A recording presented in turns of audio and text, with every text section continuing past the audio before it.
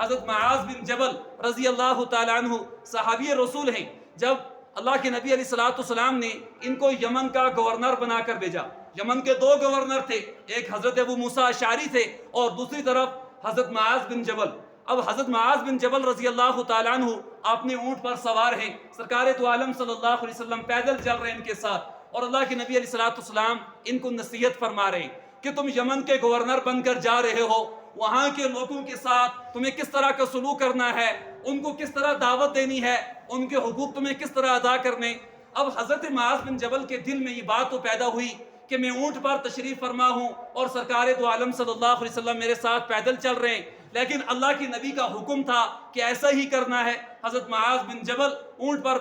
سوار ہوتے ہی اللہ کے نبی علیہ الصلوۃ والسلام کی ان تمام باتوں کو سنتے رہے, سماعت فرماتے رہے. چلتے چلتے اللہ کے نبی علیہ الصلوۃ والسلام نے حضرت معاذ سے فرمایا زیادہ تر لوگوں کو تقوی اختیار کرنے کی تاکید کرنا, شریعت کے احکامات نافذ کرنے کی تاکید کرنا, اور ساتھ میں یہ بھی فرمایا ہو سکتا ہے جب تم واپس آؤ تو مجھ سے ملاقات نہ ہو سکے, میری قبر سے تمہارا گزر ہو. جب اللہ کے نبی علیہ الصلوۃ والسلام کی زبان مبارک سے یہ الفاظ نکلے, حضرت معاذ بن جبل رضی اللہ تعالیٰ عنہ نے دل کے اندر سوچا کہ آخری دیدار ہے, اب سرکار دو عالم صلی اللہ علیہ وسلم کے چہرہ انور کو دیکھنے سے ہم محروم ہو گئے ہیں. حضرت معاذ نے رونا شروع کر دیا اور اللہ کے نبی علیہ الصلوۃ والسلام کو دیکھنا شروع کر دیا, تو اللہ کے نبی علیہ الصلوۃ والسلام نے اپنا رخ مدینہ کی طرف کر لیا اور حضرت معاذ سے فرمایا اب تم چلے جاؤ, جا کر یمن کے اندر اپنی تمام ذمہ داریوں کو انجام دو. حالانکہ صحابی رسول تھے, اللہ کے نبی پیدل چل رہے ہیں اور یہ صحابی رسول اونٹ پر سوار ہیں, لیکن اللہ کے نبی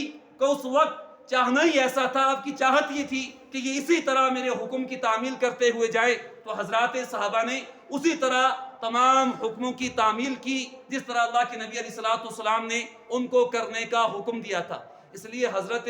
عمر رضی اللہ تعالیٰ عنہ سے ایک موقع پر ایک صحابی رسول نے پوچھا کہ تقویٰ کیا چیز ہے, تو حضرت عمر نے مثال دے کر سمجھایا کہ کسی خاردار راستے سے آپ گزر رہے ہوں اور راستے کے اندر کانٹے ہی کانٹے ہوں, اس وقت تم کیسے گزرتے ہو؟ انہوں نے فرمایا